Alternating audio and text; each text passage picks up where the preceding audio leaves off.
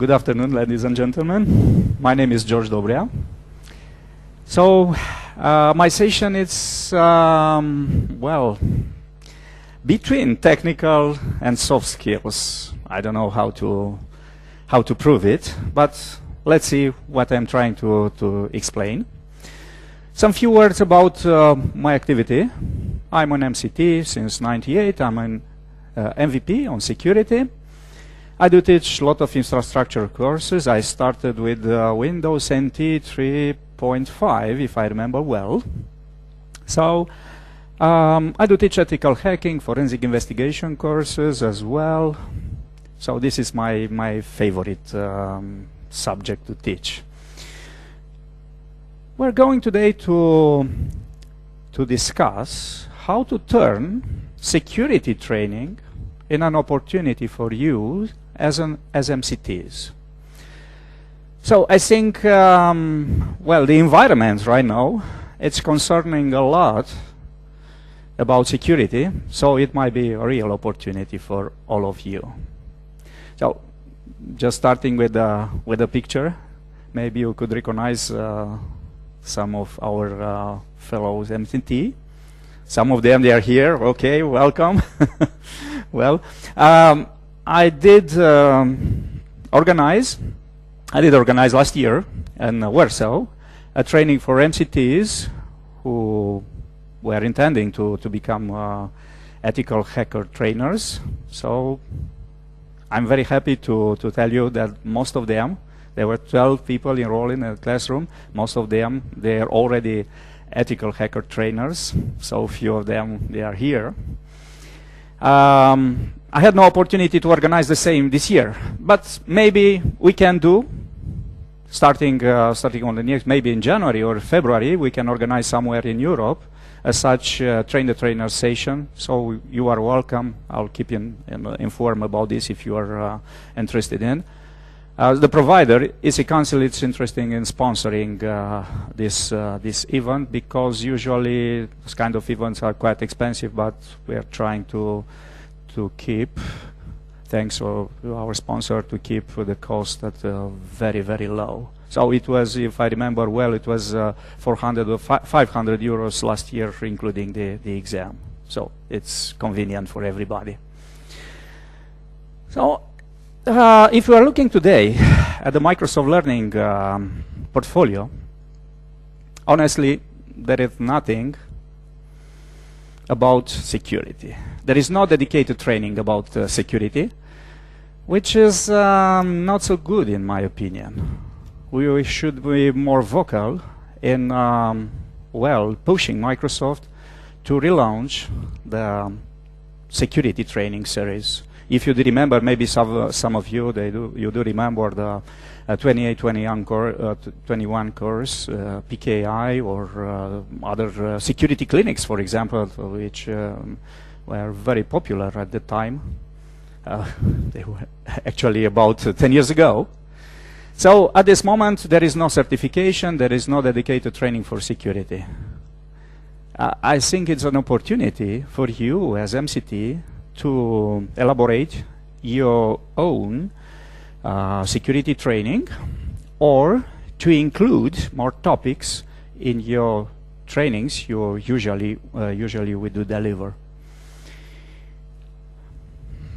The landscape today is about security, of security. So the threats are, there is a revolution of threats. If you are looking at the past years, so the security is more and more a concern of many businesses. For example, if you are looking at the budget spending of companies today, the average, it's to spend, there is something, it's outside maybe. Usually the companies are spending about 3% of their IT budget on security. The actual studies done are looking then in next years, the budget spend will increase between, it will be between 10 and 15% security investment. Oh, and this investment should include training as well. So we're not talking about isolated attacks made just for fun, for some people. We're talking right now about the cyber espionage, cyber warfare. We're talking about state-sponsored actions. The attackers, they do have unlimited resources. So we cannot hope we will be not attacked as a business. But what we have to do is that to assume breach and to mitigate this kind of attacks. So I will show you some demos, and I'll insert some ideas that can support my words. If we are looking at statistics, everybody loves statistics, yeah? If you're looking at the statistics, this is a distribution of attack techniques in just August this year, yeah? Some of attacks, they are unknown. A lot of attacks, they are unknown. We don't know how the attacks are done. Account hijacking is very popular. Defacement, SQL injection is still in top. And if you are from this area of the world, you maybe are more protected, because you can see Northern European countries are very well protected, comparing with the average of the average all-wide. Yeah. But it's not the situation in all areas. If you're looking at the most infected countries in the world, you can see here the worldwide averages here, and here are some countries like Pakistan, Korea, Indonesia, and so on. I remember last year I delivered a training for some people in Southeast Asia. It was a security boot camp. They were involved only security guys. And we did installate, we did use brand new machines. I had people from 10 countries, I think, a lot of them from Pakistan. And we just installed brand new machines. We installed operating system in that morning. I provided them to my portable hard disk to copy my virtual machines. And you know what? In few minutes, one of the students reported, "I'm sorry, there is nothing on your hard disk to copy." I made a few investigations, and I realized that already the machines to use for training, they were already hacked. How? One of the students, he was a manager, IT manager in a large company. He did use a memory stick. Yeah, he was infecting the machine. After that, the attack was spread to all my. In few minutes, in just few minutes. So this is the real world. Threat categories right now. Look here. In the top are the Trojans, worms, other attacks, other malicious software like worms, exploits.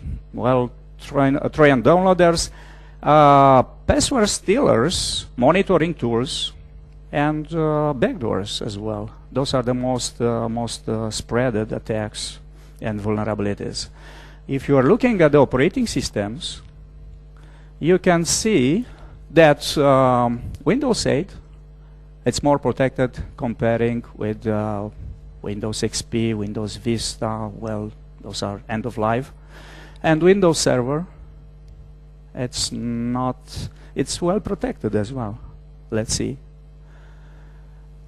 I'll come back to this slide later, because my idea is that during the presentation to show you some tricks on Windows 8, Windows Server as well. Motivation of the attack. This is very important. Look here, cybercrime, it's in the top.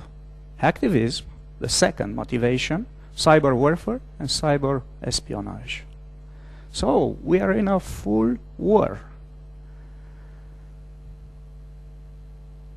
Some modern threats.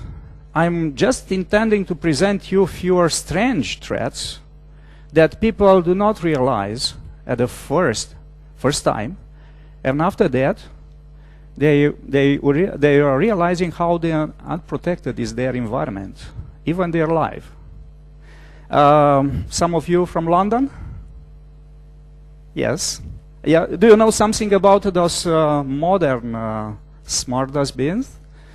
A few hundred of them, they were installed this year in London, with a double goal, to collect the garbage and for advertisement purposes, having LCD displays, for advertising. But in the same time, those smart bins, they were capturing, for all people walking around, they were capturing the MAC address and the make of the smartphone. Well, the motivation, official motivation, it was that to make some statistics about how many time, how long people are spending to seeing advertisements and so on. Now they were put away, because there were a lot of protests regarding this. It's a violation of the privacy, in fact. Hacking a car, it could be a real scenario. It could be. Let's assume that hackers will take control of your car. I mean steering wheel, I mean brakes, engine. So your life is in danger. It's how difficult it is to realize such attack. Maybe not so difficult to do, because most modern cars, they do have an interface, computer control interface. So it could be a gate for an attacker, to do this.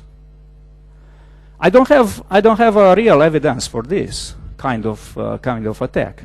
I saw live demos using I don't know, insulin pump. You know what is? I saw a real demo. Yes.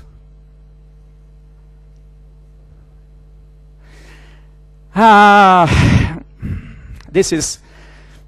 It could be maybe hacktivism, but it's not hacktivism. It's cybercrime, definitely. It's cybercrime. Tell me. You tell me. You tell me. I understand. I told you in a conference, I saw an attack against an attacker. He was a research study, an attacker. He was a good guy, in fact. He was taking control of an insulin pump.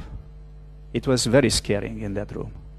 You can search on the internet to see that demo, using a special device, controlling remotely the insulin pump, which is not a feature. Here, as a car, this is a feature to control the car and to monitor the car and to see maybe you can. But that kind of control of the insulin pump, it was totally unexpected. And that guy who built that device told us, to the audience, that he tried to convince for years the makers of that insulin pump about this possible attack, and the manufacturer told, this is almost impossible. We don't believe you. And he was working for 3 years at that device, and he was able to prove in the front of the audience how dangerous it could be, such device. This is how you can. Maybe it could be used for hacktivism. Well, it could be cybercrime if somebody is taking control of this, maybe state control of this.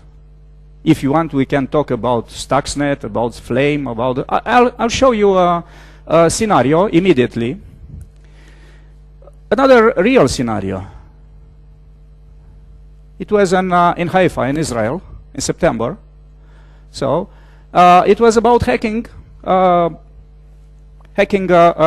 control security camera to managing access. Here is a tunnel somewhere here. Oh, here. There are some gates to the tunnel.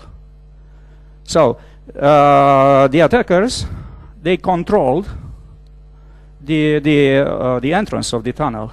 The traffic was blocked the first day for 20 minutes and the second day for 8 hours. So this is hacktivism or cybercrime. It doesn't matter. It's a danger for our life. Yeah, it's a danger for our life. So, a case study.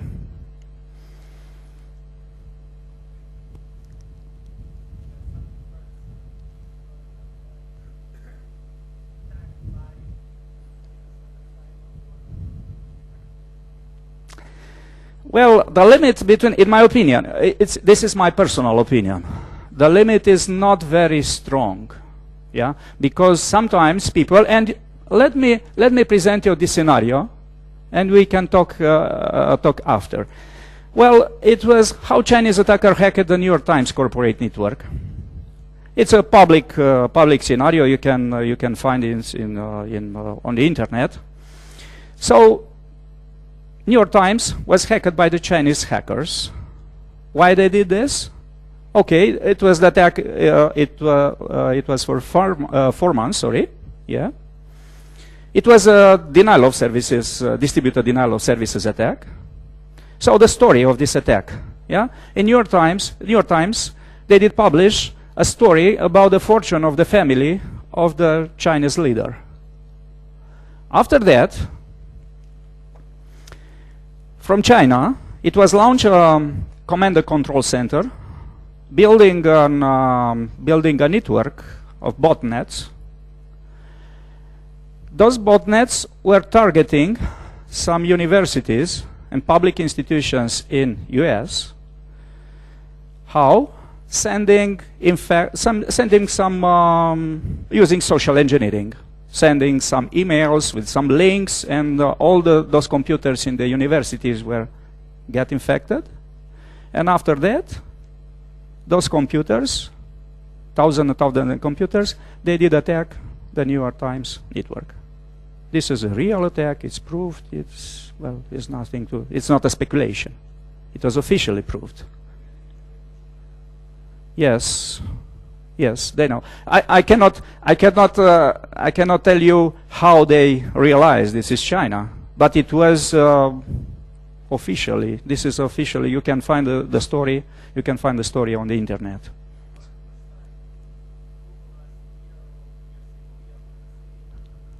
Yeah, yeah. Okay. So maybe you are saying, okay, those are some big scenarios. Maybe there are some speculations and so. Let me present another scenario, which is more familiar.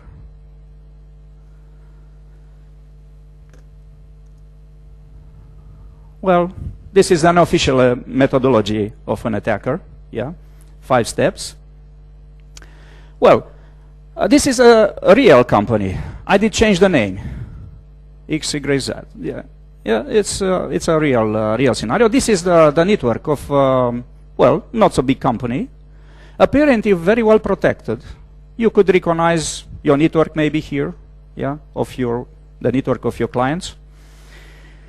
So it was a very secure perimeter. Penetration tests were done each year or even more than. Okay, the only exposed website is in the perimeter network, very well protected, and the staff of this company, it was very well trained to recognize the software engineering attacks. However, from a client machine, a guy, he was accessing a malicious site. Okay. The attacker created a dynamic web page with many exploits, and the fact, the attacker get control of that machine, Windows 7 machine. Okay. The next step of the attack. So, locate the information. Once getting in the network, the attacker could very easily doing some scanning in the network, yeah, and using sniffer and other very easy to use tools to identify all resources in the network. It was about some servers, an application server, a SQL server, and a document server. for a storage document server. Okay, so those computers were well protected, not using the same password. So the attacker, it was impossible for him to attack directly those servers. No vulnerabilities were found. The only option, it was to search for other less protected resources in the network. Which one? A printer, a network printer. Now, network printers are having a lot of facilities, a lot of features, more vulnerabilities. Okay, a printer connected to the internet, providing a lot of services, LDAP support, and so on. And the attacker, he was able to use an injection attack to get control of that printer. Yeah, it's not very difficult to do this. Once in the printer, he was able to retrieve the password, administrator password, on this printer. Next step, trying to use that password, to use it on other resources on the network. The password retrieved on the server, the printer, was used also on the application server. So, lucky guy. However, not so much sensitive information on that server. Okay, using SQL injection attacks and so on, he was able to attack the SQL server, but not so much information there.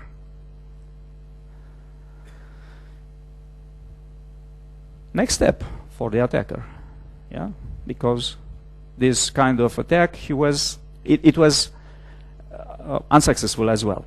So the next step, documents, diagram, project sensitive information was stored in a Linux server.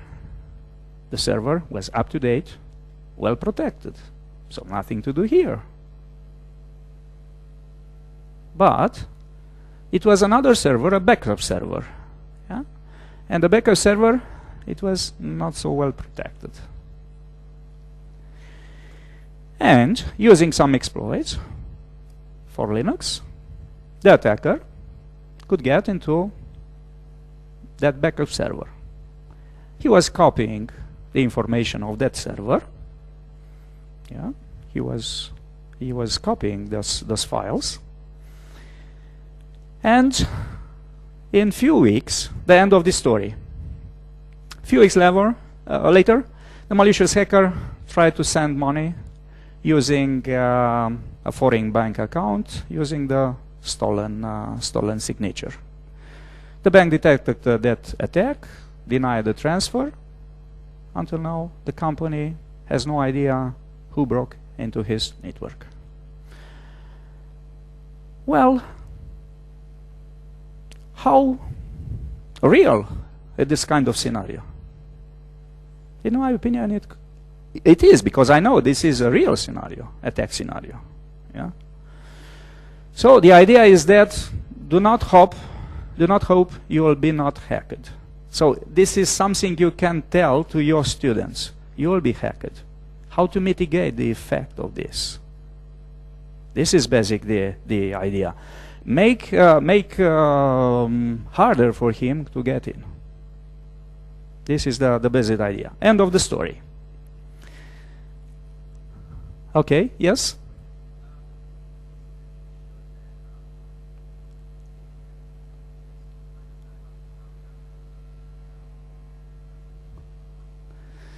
Yes, a company, they hired a company to do some, pen testing, checking, and they did check, and they were able to recognize the attack, to profile the attack, but they weren't able to find who did the attack. The attacker might be anywhere in the world. Yes?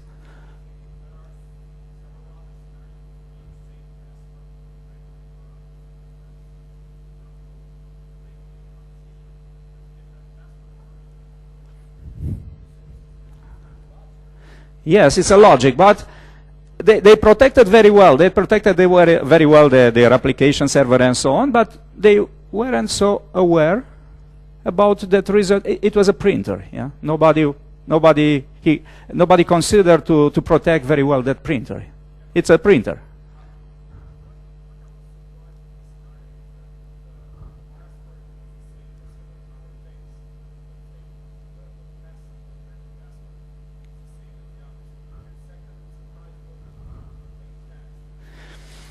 Well, my idea is that if you are defending a network, that network, it is 100% protected.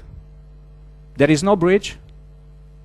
You could not, I don't know, have some small breaches that could conduct you to might be used to escalated privilege or lateral attack. I want to show you in this presentation a pass the hash attack. Yeah, maybe some of you they do know what it's about, and you'll be surprised how unprotected we are.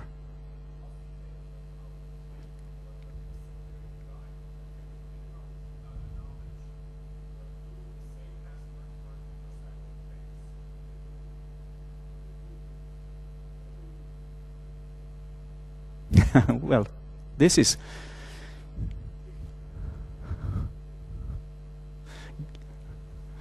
give me just a percentage. If only 1% in 1% of your of the companies they are using the same password for a server and a printer, well, it's 1%. 1% the attackers could. For other 99%, the attacker will try until he will get a vulnerability, because there are a lot. Honestly, if you are involved in in pen testing, you can find a lot of vulnerabilities. Yeah, I know this from my experience. There is no company without vulnerabilities. Yes.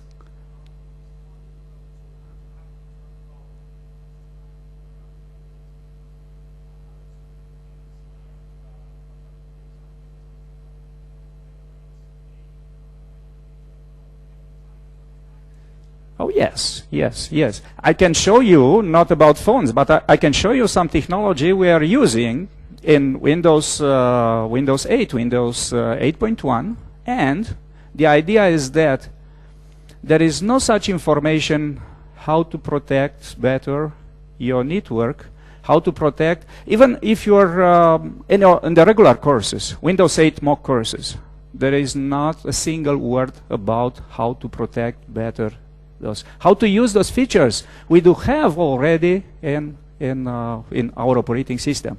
How to use virtual smart card, for example. I'm just giving you an example. So, as a trainers, we have to use, you have to study, you have to use, you have to make people knowledgeable about this. I don't understand why Microsoft courses are not providing such information. So, but this is my experience. Okay, let's go a bit further. So, social engineering. Social engineering. Well, we're not talking too much in the Microsoft technology courses about social engineering, but this is the weak, no? The weakness, the weak part of each chain of security in any company. Well, you do recognize maybe some kind of attacks. Everybody is receiving phishing emails and so on. Just an example: the rogue antivirus, which is Security Essentials. Yeah. There is a fake Security Essentials virus. Well, solution found. Yeah, just install for free. How many of your information workers in a company, they are well protected against this? Or at home users, yeah? Not so many. You are installing, finally, let's say, Red Cross antivirus, because it sounds very, very good, yeah? It should be something very, very good, the best one. You are installing Red Cross antivirus, sorry, And after that, you will get the information, okay, we can clean your computer, but unfortunately, the heuristic module is not for free. You have to pay to get this if you want to get your computer clean. So, this is not so dangerous, but what you think about this? Maybe you know. There are a lot of victims in different countries, even in the past weeks. Here, I found that even the police service, they paid some bitcoins. You know how is now a bitcoin? It's more than 1,000 euro. Okay, today, yeah, it's some fluctuation. And this is not a fake attack; it's a real one. You could not have access to your files. So your files are encrypted, and the keys, the private keys, are stored on the attacker's servers. That servers are moving from country to country. It's very difficult to localize them. So there is no way to protect. After, if you are seeing that picture, it's too late for you. Unfortunately, it's too late. Okay, which is the best way to protect against this attack? To have a backup of your files, because those files, if they are encrypted, there is no way. You have to pay, maybe. Yeah, they're giving you some promotions. Yeah, but you have to pay. There is no way to avoid this. Look, even the police department, they have to pay to get their files. Well, this is a non-computer attack famous case. Yeah, this is like a joke, but it's real. Yeah, it's a non-computer famous attack. Yeah. Okay, buying some trash. What about the Windows 8 and Windows 8.1 security capability, new security capabilities? I did choose this topic between, well, we can talk a lot about Exchange server, with a SharePoint server, SQL server, how to better protect, I did choose, okay, just the operating system that everybody is using. Yeah, I know. So there are a lot of improvements. If you are comparing with Windows 7, there are a lot of improvements, so security improvements. So those ones are in Windows 8, and those ones are improvement in 8.1. You can see that we are relying a lot on hardware, trying to use hardware as much as possible to protect our operating system. I'll tell you something immediately about this. So, for example, securing the boot. I was trying to find such a topic in the Windows 8 official courses. Nothing about this. UEFI, yeah? How to, well, the computer, it's protecting the boot files, and the rootkits, making the life of rootkits difficult. Yeah, using checking the signature of the boot files, and even like this, the secure boot, trusted boot, protects even the boot process of the OS loader startup. So it's something very familiar right now. There is a cooperation between the operating system and the hardware maker. You should use this if your computer it's able to use this. Another example, protecting sensitive data, full encryption. You know, all devices with Windows 8 are now encrypted. Doesn't matter which version of Windows 8 are running. If those computers are running the version Enterprise, for example, you can go further to use BitLocker. But at least, and BitLocker is enabled by default. You don't have to go in a group policy to enable this and so on. It's enabled by default. You just can use it. This is the picture. If you are going to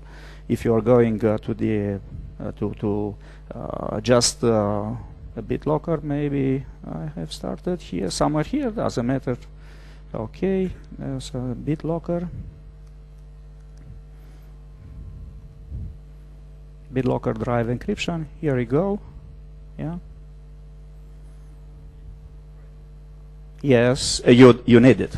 You need it. But what I'm saying is that if you do have enterprise, you could have the. Am I wrong? Windows 8 includes BitLocker in the Pro version. Yeah.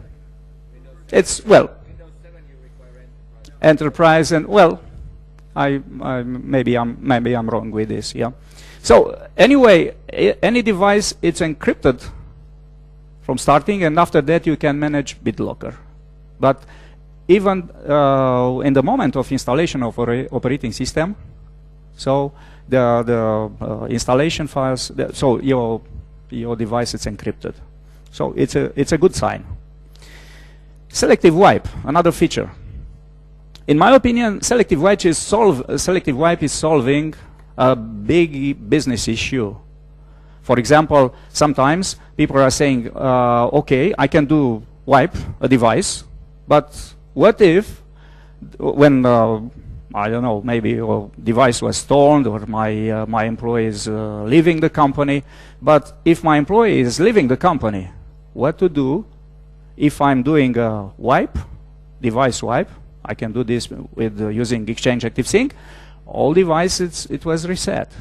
It will be reset. So destroying all information that belongs to that user, maybe personal information. Now, using selective wipe, you could make unusable only the part of information on that device that belonged to your company. How it's using that? Well, it's encrypting. Yeah, using kind of encryption of those files.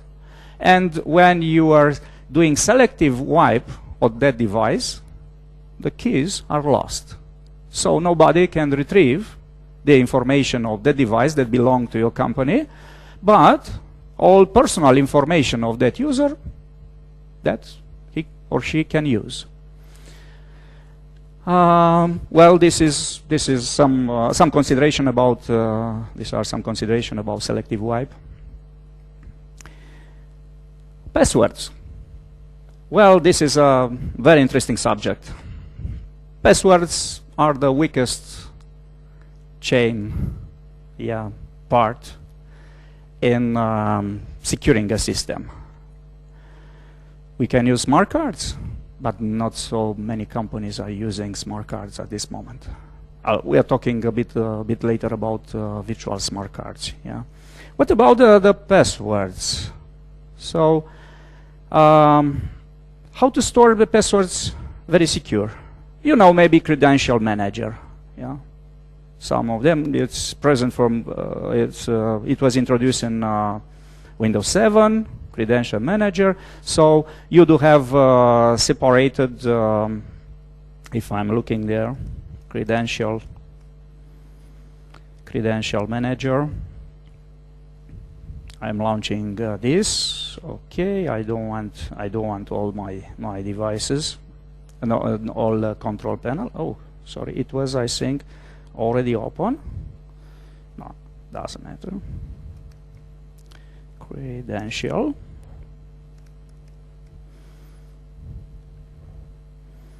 Credential manage Windows credentials, manage web credentials. This is my those are my credentials on my computers, web credentials and Windows credential.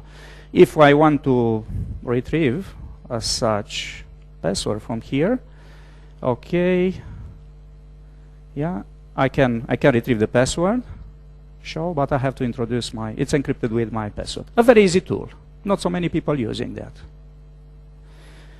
Of course, this is not enough to protect our system, and I'll show you why. Anybody knows what is a keylogger, yeah, and how to use it? I have here a nice keylogger. That's PC Spy. Okay, just let me put in, okay, accept the agreement. Install on my machine, finish. Okay, I'm running as administrator. This, I'm putting a password here. Hope is matching. Okay, submit the password. Okay, to use the program, I have to introduce my password that I already set. Submit. Okay, register maybe later. Well, you can buy this for about $500 US, yeah, but you can use the evaluation anytime. And I'm starting monitoring. Okay, it's recommended. I don't want to do reboot right now, but I can do some regular things on this machine. I'm opening some application. I can browse the internet. If I'm using some application, if I'm using authentication, okay, everything will be captured. Here, it's nice organized. I'm to stop monitoring. Okay, and websites visited. Okay, there's an error here. No, but I can see all the web pages. I can see the application I'm running. I can see screenshots. Yeah, I can see screenshots. I can see keystrokes. If a website is requiring authentication, I can get in the keystrokes in clear text. Okay, applications and so on. So this is a very nice application. Look at the modern interface. Yeah, you can use to spy a computer. And I'll do uninstall because there is no way to stop it. Yes, all logs will be clean. I'll installing this. So the idea is that a very simple application, nice application to steal everything on your machine, to capture sessions and so on. So I don't want to give them feedback right now. Well, but this is not enough. Yeah, this is not enough. Another tools, very nice tools that any hacker can use. It's retrieving the hashes of user, or guessing the passwords, or hacking the passwords. I have here a nice program, LCP. Okay, I'll open a session, import from remote computer. Okay, from my computer. Okay. Oh, I'm sorry. I have to launch this program. I think I have run as an administrator. I forgot completely to do this. Import from remote computer. Okay. So I'll start. I have few users with simple passwords. You'll see just few seconds to retrieve the passwords. Yeah, for Martin, John, and so on. Just few more seconds than any password, which is a simple password, not a complex password. It will be retrieved. Look, the second password, and so on and so on. However, well, I did launch a dictionary attack. I can bring more complexity using a hybrid attack. However, I'm not able to guess those passwords which are complex. Administrator, George, which is me, or super admin password. I can let this tool to work, but it will work for a long time, maybe years, using a brute force attack. Well, you'll think maybe, okay, we are protected if you are using a complex password, so there is no way to retrieve. Okay, I'll interrupt this program because I want to show you something more. I want to show you the pass the hash attack. So for this, in order to launch this attack, I will restart my machine. Yeah, why?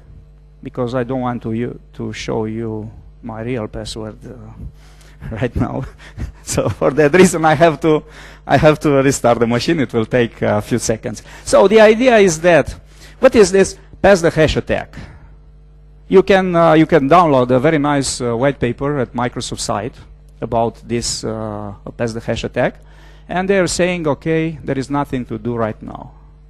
This is not something we can avoid. There is not something to I don't know, to correct using a patch or something like that, because because it's well, we have to change too many things in the authentication process, and we cannot afford to do this right now. I will log on using my administrative password. Okay, I'm the administrator on this computer. If you remember, using the previous tool, I wasn't able to retrieve that password because it was too complex, yeah, in real time. Okay, I'm going here, and I will launch, okay, MMC, to launch an, okay, I will launch as an administrator. I'm sorry, a CMD, not an MMC. CMD command prompt, okay, run as administrator. Okay, here we are. I'm going to, because it's the tool I'm going to use, it's command prompt tool. Okay, I'm going tools, and it's WC. Okay, WC.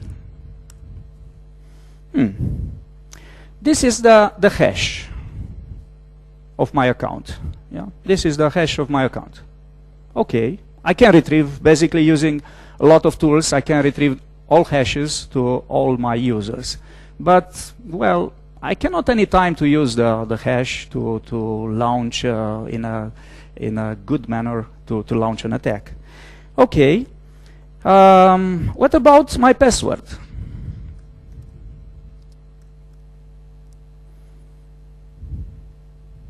This is my password. It's so simple to get the password. How this? How it is possible for this tool to get the password so quickly? Do you know the answer? The password is retrieved directly from the memory. And the guys who were creating this tool were so smart, they identified the location in the memory where the password is stored for my account is stored in a clear text. So I can warn you, on this computer I'm running Windows 8, not 8.1. Why? Just because the guys who did create this program have no idea yet where the clear password is stored in the memory, but it's just a matter of time. Okay, let's go further, because I want to show you even more about this. Let's say I do have an admin account here, a super admin, yeah? Okay, I want to show you some kind of privilege escalation or lateral movement, yeah, attack. Well, I want to... We have here a super admin. I'm logging using this super admin account. Oh, sorry, it's a longer bit. Complex password. Ooh, again, it's too long. Complex password. Okay, got you. Okay, I did launch. I'm a log on. Now I'm going back. Now I'm going back to my administrator account. Okay, I'm going to my tool, and WC, okay, WC. Look, I do have 2 credentials, and the idea is that I can switch. Okay, I can see the password in clear text for the other account. But the idea is that, look, the real, yeah, it's for both of them. And the last thing I want to show you in this presentation, it is about how to,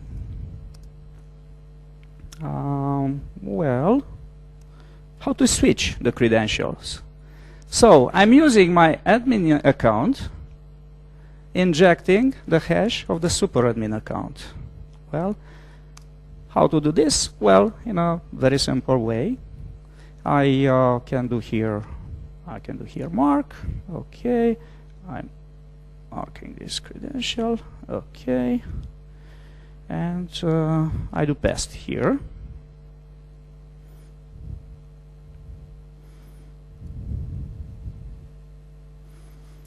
I did change.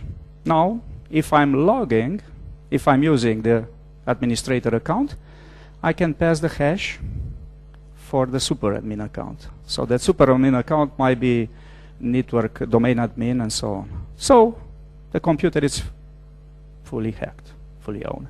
And I can launch using this computer, I can launch attack against other, okay.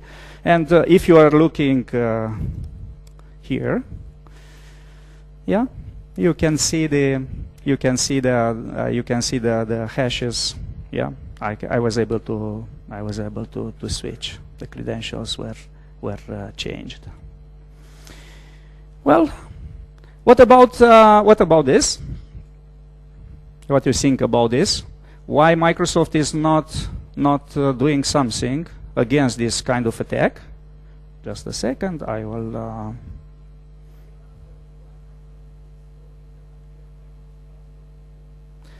Because this is a principle of single sign-on. Many applications, the credentials are stored in the memory, and many applications are storing. But I cannot. It's not necessarily to use the password full. You can just use the hash, inject the hash. The most powerful feature of this tool is that to switch the credentials. So at the end, because well, the time is not allowing us to talk you more about the new features in Windows 2008, in Windows 8.1. Just to conclude my presentation, it's something about the. Oh, sorry, to log on again. I just want to show you my last slide. I want to go to switch because I'm this one. I'm this guy. And this is my presentation here. Okay.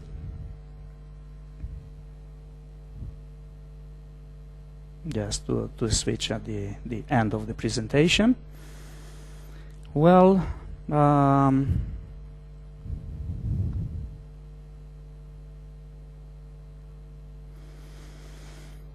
so my advice is that when you teach security,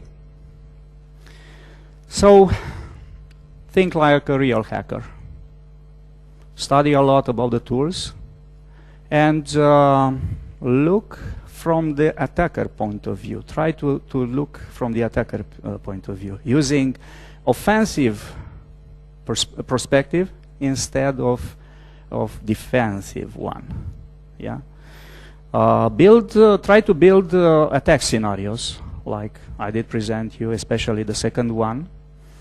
Well, try to study as much as possible about the new trends. For example, in the operating system, Windows 8, how to use virtual smart cards, how to use UEFI boot, how to use other features. For example, PK attestation to make the certificates impossible to be stolen. And finally, see the security training as an opportunity, as a great opportunity for your career. So thank you very much. I'm here if you want to ask me more.